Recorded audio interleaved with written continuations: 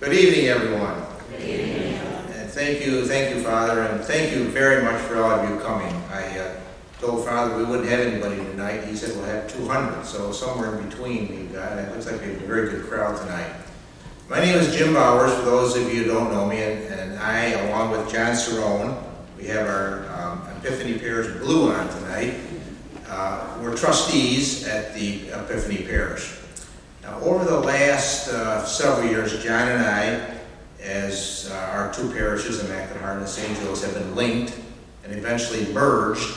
We have been presenting financial reports about every 6 months. And those financial reports basically showed either level or declining revenues and level or expanding expenses. And we were looking at these as we became a merged parish. We're looking at these expenses and trying to determine where we can reduce expenses or increase revenue. Some years were okay because we received bequests and so on and so forth. This past year, 2020-21, we're very fortunate to receive a grant through the COVID-19 stimulus packages that has sustained us for this particular year. And of course our expenses are down because we didn't have any programming during the COVID situation. But a couple of years ago, the Parish Council asked if we could study the situation regarding our buildings, because maintaining 2 buildings is an area in which it's probably $75,000 to $100,000 of additional expenses. So a building committee was formed. Matt Lusner, who conveniently is on vacation this week, couldn't be here, but he's done an excellent job along with Thad Fink, Ted Hansen, around here, so yeah, he's been around. And with John and myself, we formed this committee and we interviewed several people on the staff and what makes up a good parish facility and et cetera, et cetera. But to keep it as independent as possible. We didn't want to say, well, one of us is more favorable to the other parish as any other one. We employed, with the help of the diocese, we employed an outside architect, we employed an outside real estate person, we employed the diocese themselves supplied an engineer, Ed King, and we have put together a report for it's been going on for the last 2 years, many of it in Zoom, some of it in person. We've met with the bishop, we met with the diocese financial people, we met with the communications people, and we have developed over the last 2 years a report which was passed out at liturgy and is available in the back of the church today, that Dan Fay, who's the architect, is going to go over and summarize the process and the results. So and I think Dan may be asked for questions as we go along or later. I'm not sure what Dan's process is going to be, but be it as it may, there'll be plenty of opportunity to ask questions, to throw tomatoes, just at me, or whatever you want to do. We're here to listen to your concerns and your questions, and if you have any questions on the results or what's going on and so on and so forth. So Dan has done a great job. I say he's an independent person, not a member of our parish. He is a good Catholic, but he is not a member of our parish, so he's an independent. And I'll let Dan take it away. He's going to have a nice slide presentation. Thank you.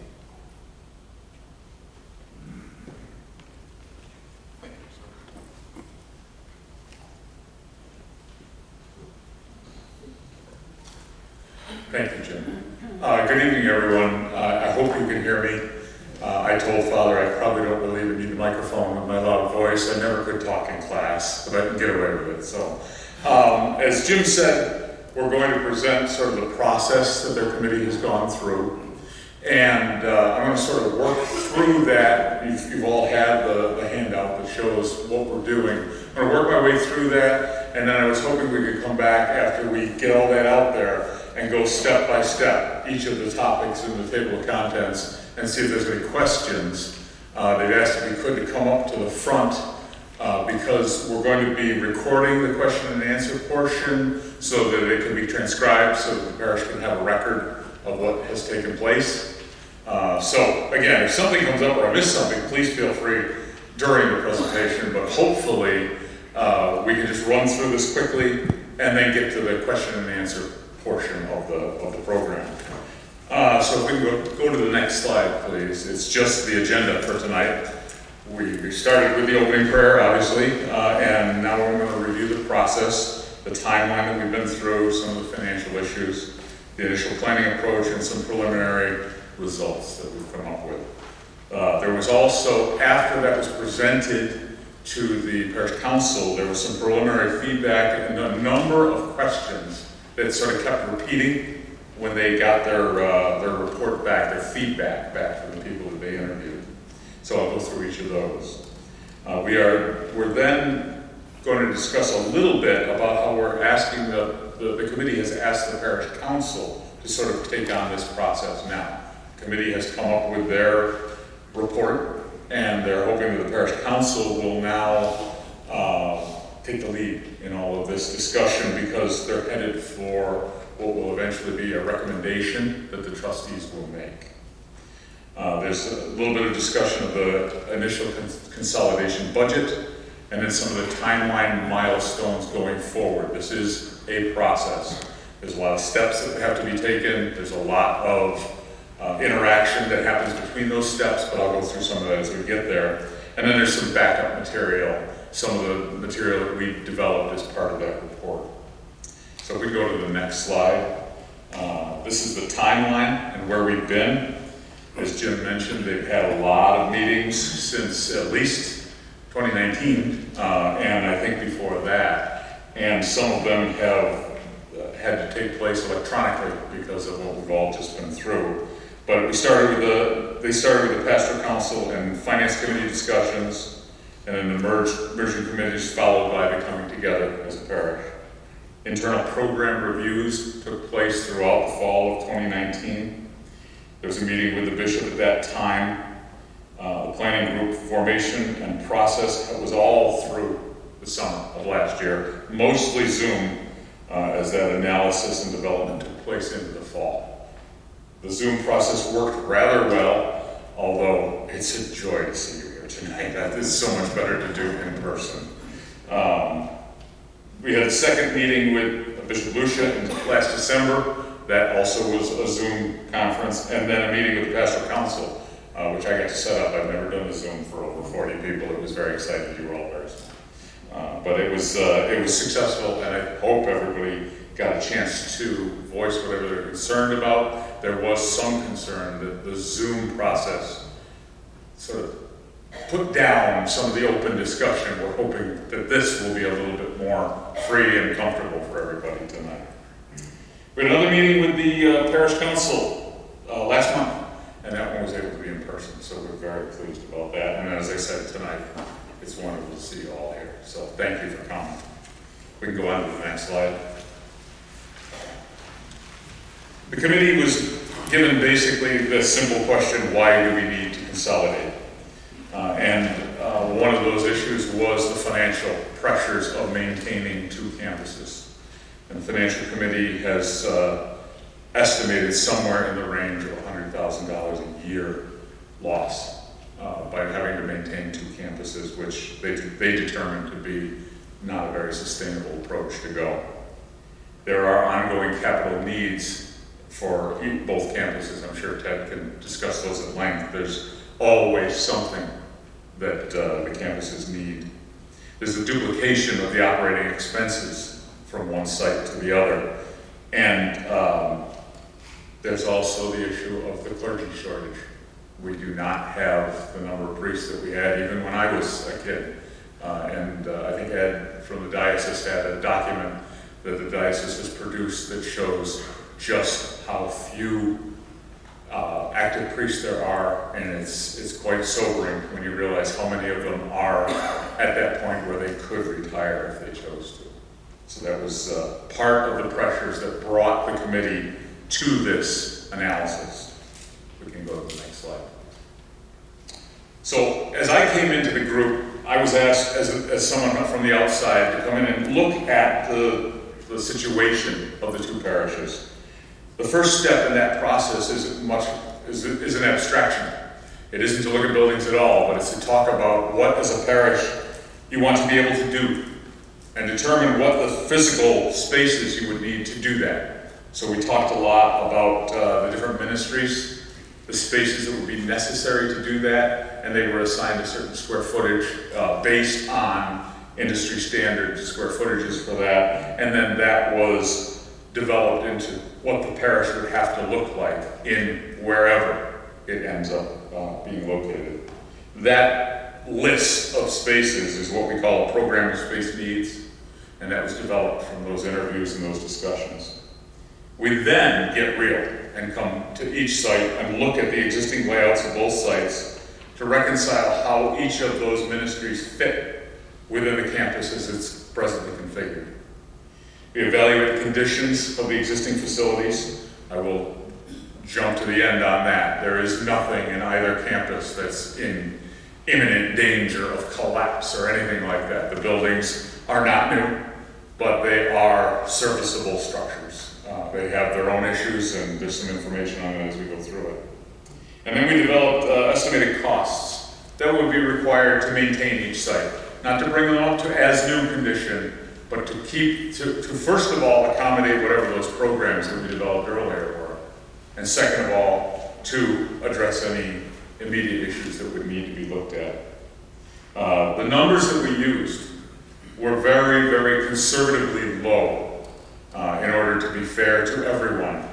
And they were also developed prior to this construction season, which has been absolutely amazing. We can't get the most basic building materials because of different shortages that are going on. Some of the pricing is insane this year. But the important thing to know about the numbers that we have within the report is that they are comparable from campus to campus. They are apples to apples. If anything, the cost for like new construction has not gone down in the last 12 months. If we can go to the next slide, please. So these were some of the preliminary results. Each campus was looked at in 3 different time periods: the immediate needs within the first 5 years, and then what you would have to do for the following 5 years. They came up with a total per campus, and then with Joyce's help, the realtor that Jim mentioned earlier, we used some estimated values for each campus to sort of, if it's this campus and we sell the other, and the other one is sold, that could work against the cost. So that's what you're seeing on this page. We can go through this in more detail if that's helpful later on. I do have some of the appendices explaining what's involved in each of these numbers. If we could go to the next slide, please. After the initial report was discussed with the parish council and members of the parish, the group that Jim mentioned, that smaller building committee group, went out and had discussions with everybody. As I said, the Zoom meeting was probably not the easiest place for people to fully express themselves. So the decision was made to go forward and ask what had happened. Each of the committee members broke up the lists and interviewed members of the group. And these were the questions that kept coming up. So there's a number of questions here, and as we go through the following slides, each of them is discussed, and we can discuss how they were, what was felt within the committee about each of those issues. So if we go to the next slide, please. The first issue was that there was some concern about the slope of the floor in this space. There's a number of different ways to address accessibility. This building currently, based on the existing drawings that you have, the center aisle it drops 1 inch in every 13 3/4 inches. A handicapped accessible ramp is 1 in 12. So it's slightly flatter than what you would have for a handicapped accessible ramp. But it is still quite a slope. And There were a number of solutions that were looked at. The simplest and most straightforward would be a handrail along each of the side aisles. For anyone that felt uncomfortable that as you're coming down the aisle, it's too steep and you feel like you're not going to be okay coming down. There are a couple of other ways that the slope of this room could be addressed, and they would require additional, they would be prioritized if this was the selected site. There was one item out there that I think was discussed amongst different people, and that was to raise the floor entire throughout the space. There are a number of issues that make that less than feasible, not the least of which is cost. All of the pews have a certain angle to them, they'd all have to be reworked. So the idea of raising the entire floor was not one of the options that was looked at. But both of the solutions, simply adding handrails or coming up with a way to accommodate something not dissimilar to what you're looking at here, were included in the numbers that you saw on the previous slide. If we look at the next slide, please. The next issue that came up a lot was, where will the pastor live? Are we going to have a dedicated rectory? And the future plan for a pastor's residence is to move off-site, most likely a lease or a rental. This plan makes the specifics of the pastor's question inconsequential to which campus you looked at. The committee felt that that made this a campus-neutral issue. That the priest will more than likely live off-site in a rented or leased space. Next slide, please. Question didn't come up. Can we keep the worship space at Immaculate Heart of Mary and keep this campus for the support spaces? And as the committee went through that possibility, it had a number of issues with it. To maintain just the worship space on that site and the rest of this campus on this site runs counter to the goal of consolidation, of getting the financial benefit, frankly, of not having to run two campuses. It also, again, from the real estate consultant that the committee was discussing this with, significantly compromises the ability to generate any revenue if you end up keeping pieces of both sites. What you could then sell off would be limited in that scenario. The next slide, please. One of the big issues in between the two campuses is, and the programmatic element that was not apples and apples between the two campuses to the greatest extent, was a parish center. Was a large gathering space at Immaculate Heart of Mary. And the question came up, can we build a parish, can we rent a gym for IHM? Can we build just a parish center, but it isn't as big as a gymnasium? And financially, that proposal would reduce the capital costs. It would not reduce them profoundly, but it would reduce the capital costs. But it would add an ongoing expense for renting or leasing whatever space you used. The insurance requirements for off-site gyms can be quite significant. And there is, of course, the diocesan safe environment protocols, which present a significant obstacle to using somebody else's space. When a space is used for a diocesan sanctioned event, it should be wholly for that. You're responsible for everyone associated with that site. So using an off-site space can have some serious problems. The next slide, please. The other thing that was, obviously there's a school on this site. There are not that level of classrooms at the other site. And the question came up, can we rent trailers versus renovating classrooms and offices for the other site? Trailers are not considered a long-term solution for space needs because of the cost of operating them, the cost of maintaining them. They also have issues with use in the winter. They're discrete, they're not connected by corridors. They would significantly impact the parking space. And they do make a useful short-term purpose. You'll see them sometimes for public schools when they use that sort of thing to get them by through a construction season or something like that. But they would also have insurance issues, and again, the safe environment protocols for the diocese. It would require at least 2 staff members in each of those spaces so that no one was alone with students at any time. The next slide, please. How much debt is the parish willing to take on? Again, it was reported back to the committee that the Finance Committee would likely recommend against taking out any loans in order to build or renovate either campus. Future revenues are uncertain, and burdening the parish with debt may place an unnecessary strain on your programs and services.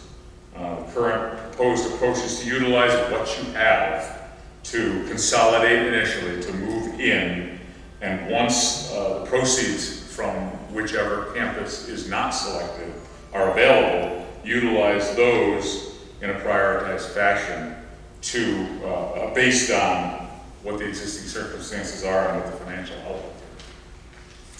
And then the final issue that was discussed, if we could do the next slide, is the pantry. The pantry services, the committee was adamant that this first bullet be included. The pantry services can and will continue from either individual campus. The parish is committed to the ministry that is involved in the pantry. So whether the pantry remains at the consolidated site, or it's worked out of 2 sites, consolidated campus plus a location is to be determined, or if it were to move completely off-site into a more centralized location, that would need to be addressed by the Human Development Committee as the process goes forward. But as I said, it was very important to the committee that it be stated that they are passionately committed to this critical ministry and continuing the outreach services, but that, again, this can move towards that more campus-neutral issue in that will it be at 1 site, 2 sites, or even off-site. So that was the discussion that they had. We can do the next slide. All of this was presented a few weeks ago to the Parish Council, and the next few slides focus on the issues that they were requested, the committee was requesting the Parish Council take on. So if we can go to the next slide, I'll use them rather than go through this outline. They wanted to talk about the process, how we're going to utilize all of your resources and feedback to identify and evaluate different options as you consolidate, and to establish that budget that I mentioned earlier. Obviously, there are limited resources, and the Finance Council would be deeply involved in that. The timeline and milestones that I mentioned, this is not a instantaneous process. This is something that has to be done in the correct way, and this is the first step. The presentations to the parish, these town hall meetings, that'll be followed up with presentations as necessary as we move towards the fall. The recommendation then is hoped for from the Parish Council to the trustees, but a date has not been established for that at this time. The trustees then make that recommendation to Bishop Lucia, and during our discussions with him, he is fully prepared to discuss that with them at that time and awaiting their recommendation. There is a canonical process for dealing with any worship space. It has to be decommissioned correctly. I am not going to use the correct terms, and I apologize for that, but there are a number of steps that have to be taken, and it has to be presented to a priest committee that meets on a regular basis, so you would have to work out the dates along with the dates of their meetings to get in there and do that. But that process, as well as a process through the state of New York, to decommission, if you will, a worship space. It's not true for the rectories, it's not true for other support spaces, but it is true for the church buildings themselves. Then it would be a discussion of the consolidation and how do you come together as one family on one site. The importance of ensuring that whatever makes Epiphany is present in your new parish. The sales and proceeds, again, to be determined. No one can tell what the real estate market is going to do. But that would have to happen at that time. And then the finance committee, the other committees, the parish council would be able to start prioritizing any renovations, additions, or improvements to that successful parish. Well, that brings me, next slide please, to the end of the presentation that I wanted to make